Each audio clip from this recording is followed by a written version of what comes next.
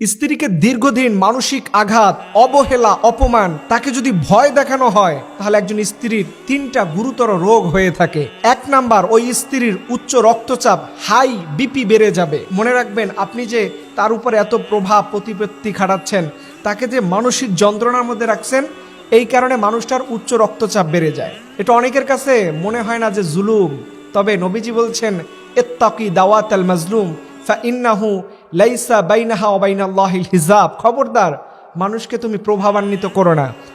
যে কোনোভাবে কেউ যদি থাপ্পড় দেয় সেটাও জুলুম, আর মানসিক আঘাত দিলে সেটাও জুলুম। 2 নাম্বার, তার হার্ট স্ট্রোক হওয়ার ঝুঁকি বাড়ে, হৃদরোগ বেড়ে যায়। বর্তমান সময়ের মানুষের যে কয়েকটি কমন রোগ হয়, এর মধ্যে হার্ট অ্যাটাক হচ্ছে একটি অন্যতম। খবরদার, আপনার স্ত্রী আপনার জান্নাত, আপনার স্ত্রী আপনার জাহান্নাম। মনে রাখবেন, এই মানুষটাকে কখনো পর ভাবতে যায়। পৃথিবীতে আল্লাহ তাআলা এমন একটা সম্পর্ক দিয়েছে যেটা শুরুটা হয়েছে জান্নাতে। জান্নাতি আমাদের স্ত্রীরা এটা সেলসেলা চালু হয়েছে জান্নাত থেকে। এটা শুরু হয়েছে আল্লাহর অনিন্দ্য সুন্দর জান্নাত থেকে, যেখানে পৃথিবীর আর কারোর সাথে আমাদের কোনো সম্পর্ক গড়ে ওঠে নাই। 3 নাম্বার, হরমোনের সমস্যা দেখা দেয়। দেখেন, হরমোন নারীদের সবচাইতে কমন রোগের মধ্যে হচ্ছে হরমোন ইমব্যালেন্স হয়ে যায়। এটা আপনারা যারা গাইনি বিশেষজ্ঞ ডাক্তার আছেন ওনারা বলবেন। এই যে নারীদের হরমোন চেঞ্জ হয়, এতে করে তার শারীরিক ফিটনেস ধরে রাখতে পারে না, অনিয়মিত মাসিক হয়ে থাকে এবং বিভিন্ন সময় বিভিন্ন রকমের রোগ বালাই চলে আসে।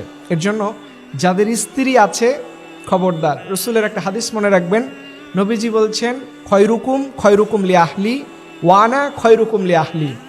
আমি সবচাইতে উত্তম হচ্ছে সেই যে তার পরিবারের কাছে ভালো। আমি নবী, আমি আমার স্ত্রীর কাছে সবচাইতে ভালো।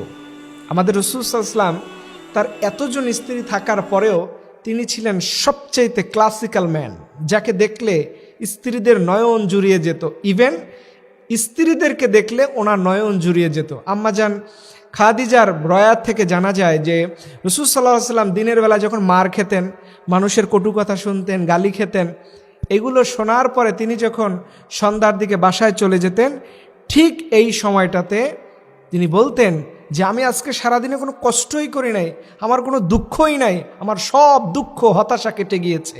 এর জন্য প্রিয় ভাই বোনদেরকে বলবো, স্ত্রীকে মানসিক কষ্ট দিয়ে না, আল্লাহ তাআলা আমাদের আমল করা তৌফিক দান করে। সকলে আমিন।